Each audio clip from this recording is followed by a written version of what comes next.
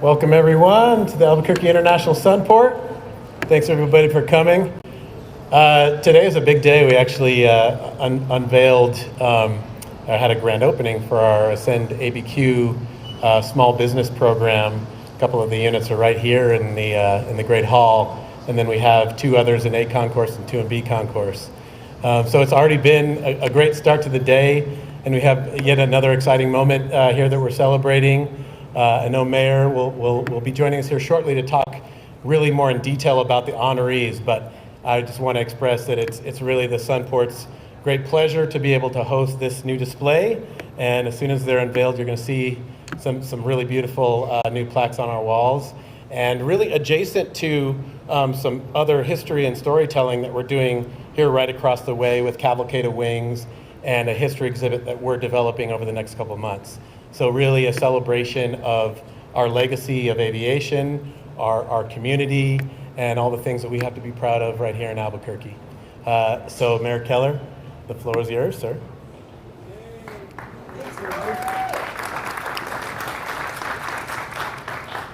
Thanks, Manny. Well, there's so much going on in our city and in our airport. Just want to acknowledge what busy times as we prepare for the Balloon Fiesta. And of course, as we're underway with literally a generational renovation in the airport. But as part of that work, as part of the renovation of the airport, we had two initiatives kind of collide, and that's why we're here today. So one is, as part of the renovation, we're introducing this concept of our Wall of Breakthrough New Mexicans. But that's also an outcome of our Stories of Us project. And so I'm going to talk a little bit about background, and then we're going to get to our awardees. But the idea, which we announced, I think it was now 3 years ago, is that we are a community of people, like actual people, and they have stories. And those stories, whether big or small, are important to who we are, and they define us as Briqueños and as New Mexicans. And so we wanted to, in as much as we could, find ways to tell the stories of us. And so this project became an open invite to the community to submit names or stories that people think should be told, and told publicly. Because a lot of the people we tell these stories about, they don't want recognition. They're not here to have their story told. It's not for them. It's for the rest of us. And it's for the next generation. And in particular, with one story we're going to share today, in this case, great-granddaughter, because these stories have not been told enough to remind us of the people who made this place special and who continue to make it special each and every day. So that's what the Stories of Us project is all about. I do want to mention just two obvious things that we always mention with the Stories of Us. Number one is we're still taking recommendations. So you can call 311 or you can look up Stories of Us, City of Albuquerque, and you can nominate people for all sorts of things. It could be a street sign. It could be a bench at a park. It could be a particular room in a building that was special for someone. And so all of those are on the table to be examples and templates, essentially mediums, to tell the stories of us. Now, also what we try and do is, there's no hard and fast rule, but we like people to be at the end of their career and at least retired. But we love it if they're still here to celebrate their story of us. And so with that, I want to transition to the three individuals that we're honoring today. So first off, this concept of Breakthrough New Mexicans is going to be here, and to the extent that it expands, it'll be on the pillars all around this floor as it grows. And we're starting with three initial New Mexicans, our sort of first cohort, if you will, of Breakthrough New Mexicans. And they are, in a sense, they have in one way or another broken through a barrier. And we're not getting fancy over what that barrier is or how it's defined, but I think you'll get the idea, and hence the term breakthrough for Breakthrough New Mexicans. So for us also, I think we're in many ways lifting up, in this case, three quiet giants, really. Folks who we're going to hear from today, two of them, one who's long since passed, but truly giants that were massive ceiling breakers in their era and in their time, and have also touched our community in multiple ways, not just one. And so with that, let me begin by giving you an overview, and then we're going to hear from each one. So we're honoring James B. Lewis. who folks know as our New Mexico treasurer, among other things. He was also our head of APD police reform, and he has 50 years of public service in his career. And he served at the local level, the state level, and at the federal level with integrity and distinction. And truly, he has become and is a role model for inclusive leadership and also public trust. And in many ways, he's the gold service of public service. And my dad is 86, and I just want to note he's still around. But, he reminds me when I get into trouble, he's always like, Tim, you need to remember to be like James Lewis and always have integrity. He tells me that all the time. And I'm like, Dad, like I haven't, I'm like, so you're the example even in the family. And so I think what we might do is just a little bit one by one without too much introduction. We do want to allow the folks or family here to say a few words. So please bring up the Honorable James Lewis.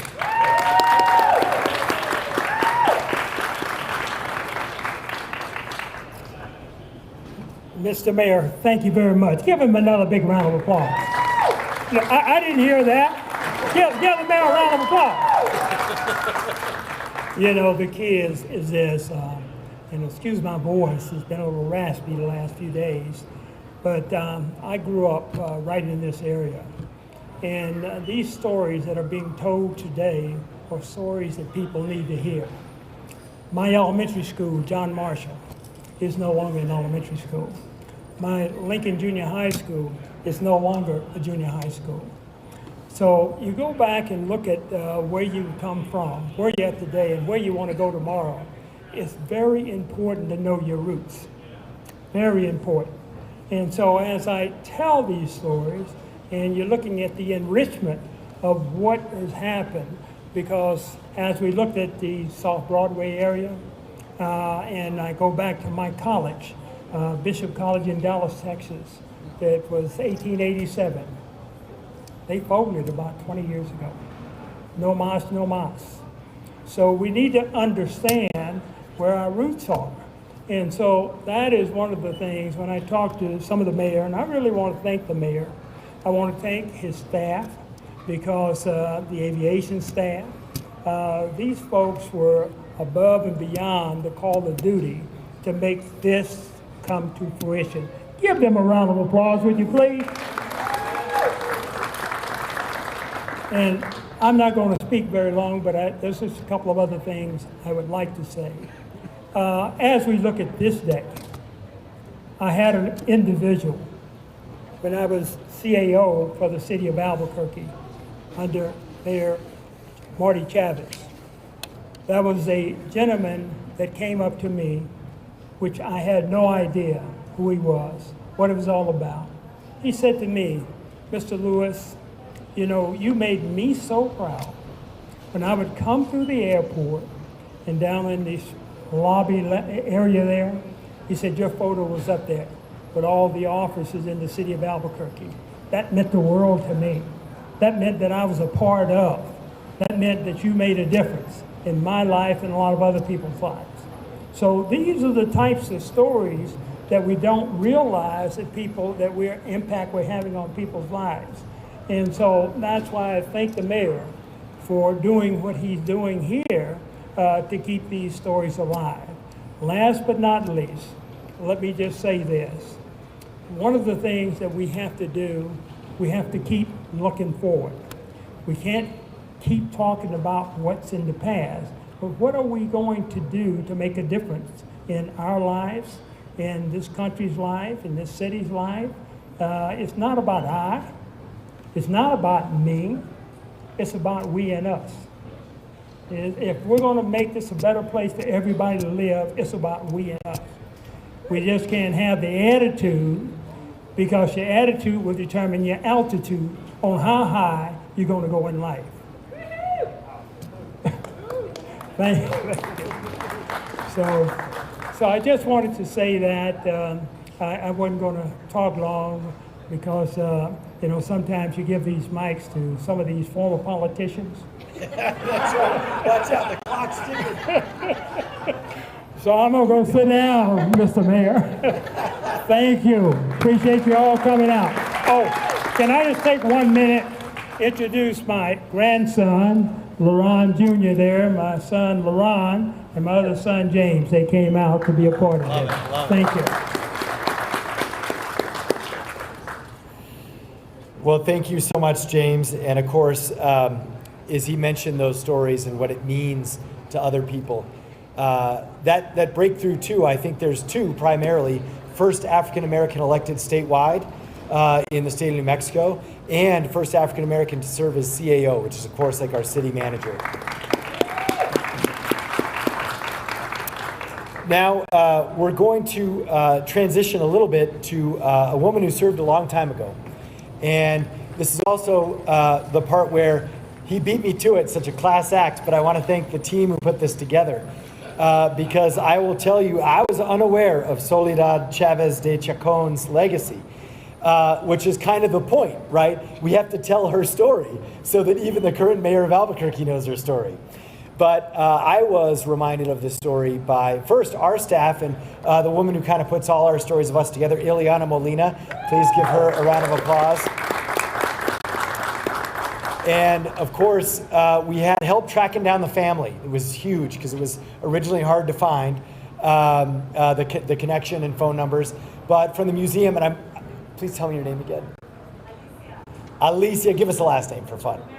Alicia Romero from the Albuquerque History Museum is why you're here today. Yeah. Thank you, Alicia. So we want to honor Soledad Chávez de Chacón's legacy, and it is truly extraordinary. She was the first Hispanic woman elected to serve into statewide office in 1922 at the age of 32. And she also holds an amazing distinction. She was the first woman ever to serve as acting or elected governor in U.S. history. Can you believe that? Right here in New Mexico. Now, also fitting to tell her story during Hispanic Heritage Month, which is, of course, this month in Albuquerque and in New Mexico. And so for us, we know that in many ways, way back in the 1920s, opened the door, broke the glass ceiling for women and Hispanic leaders nationwide, and is, of course, one of our own New Mexicans. And so she really didn't just break, glass ceilings. She essentially broke them a century ago. And it may have taken us a long time to catch up to that. But certainly in the last few decades, we have, of course, with our last two governors. Now, with that, let's hear more about her and her legacy from her great-granddaughter. Please come on up. Yeah, and Jolene Chacón? Yes, Okay, yeah, Jolene Chacón. Chacón. Hello. Yeah, I'm living in Las Cruces. Yeah. I'm originally here from Albuquerque, so I've been living in Las Cruces for 3 years now, and I was really excited that you both found me because our family has always been so proud of my great-grandmother. Her two grandchildren are still alive. My dad, Jaime Chacón, he lives in Laguna Niguel, California, and my Aunt Yvonne Chacón, she's in Alabama. And he's 88 and she's 80. They weren't able to make it so fast down here, so I was really excited that I was able to come. I also brought my daughter Monique Cisneros, my son Jeremy Peralta, and my nephew Casey Chacón, who's my brother's. As they had said, my great-grandma was a pioneer. She broke a lot of glass, like they had said. She was elected in 1922, 2 years after the 19th Amendment guaranteed women the right to vote. So that was a huge accomplishment for her. And she was so proud of being part of the New Mexico heritage and doing whatever she could for New Mexico. She was born and raised here in Albuquerque, New Mexico, down in Old Town. I don't know if some of you knew of the old, it used to be the Maria Teresa restaurant here. That was our home. That was our mijos.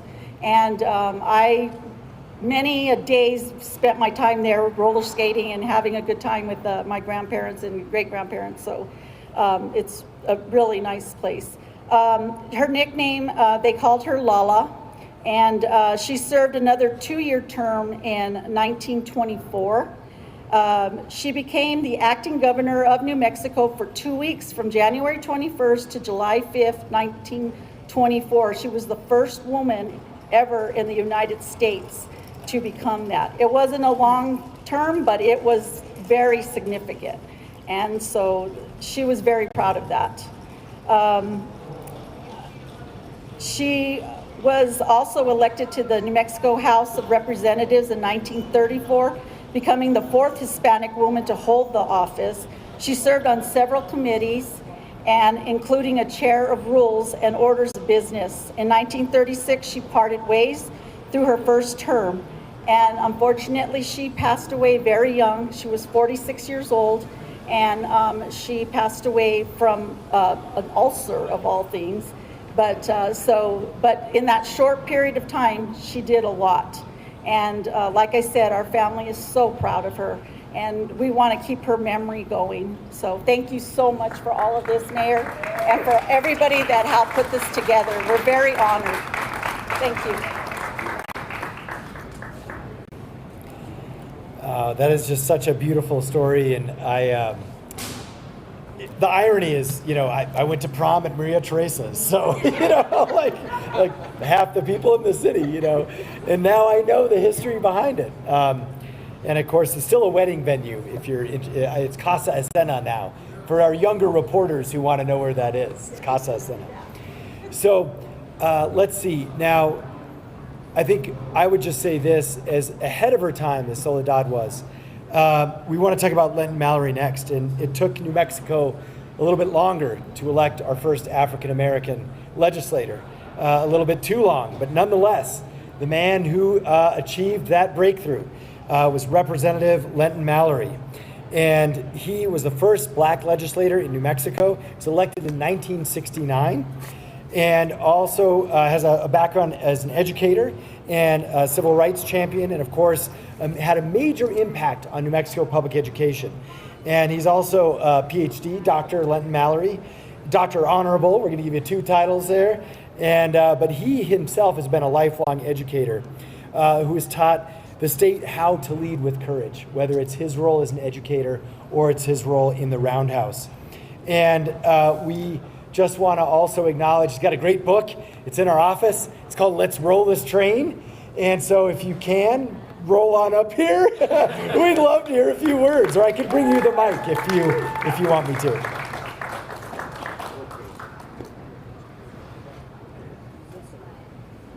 I might tip this just a little bit to help you out. Okay, that's all right. We got you there. That's probably good. Or you want to hold it? You got it? Okay. I think you're okay. Okay. Thank you very much, Mayor, and thank you for the great job you're doing as the mayor of the city. And thank you for putting this on for me and the other honorees. Thank you so much. I want to thank my wife, who has been with me for many, many years. I won't say how many, but a long time.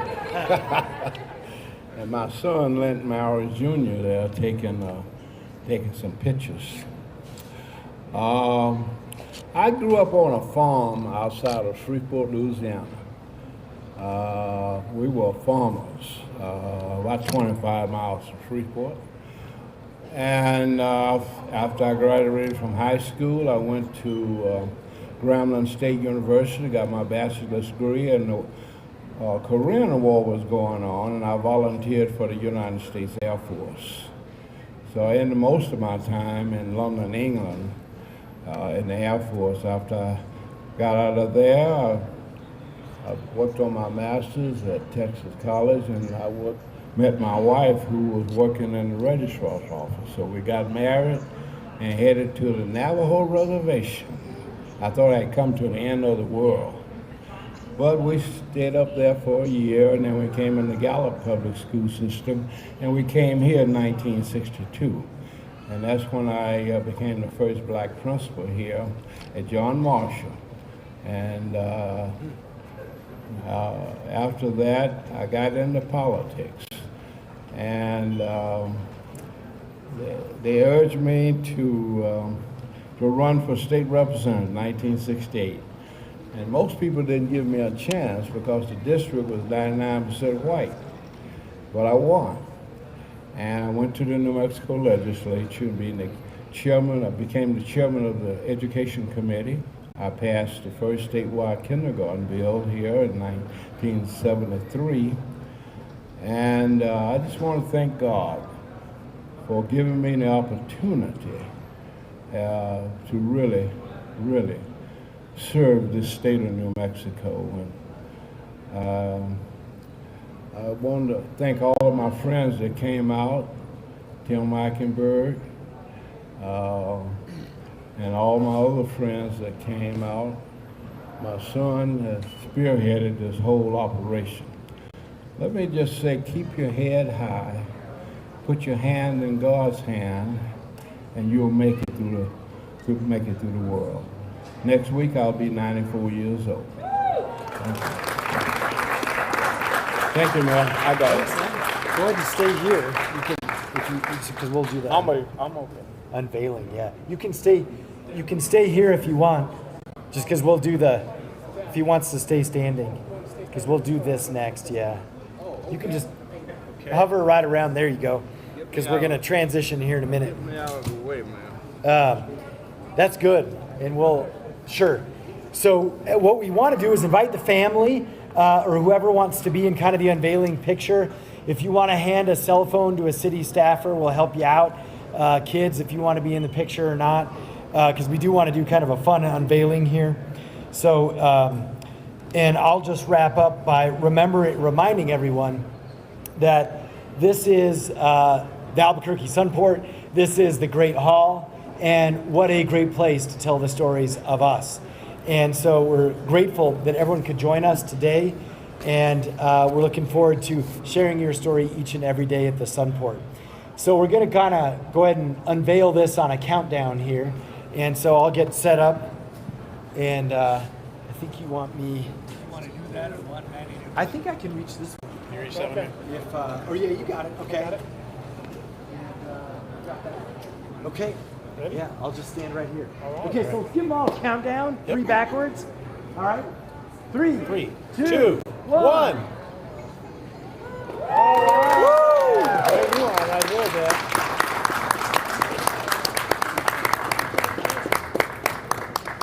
That's a good one, Dad. That's a good picture. That's a good picture. Action shot. Yeah, yeah. Yeah, I was in the legislature. There, let me get that.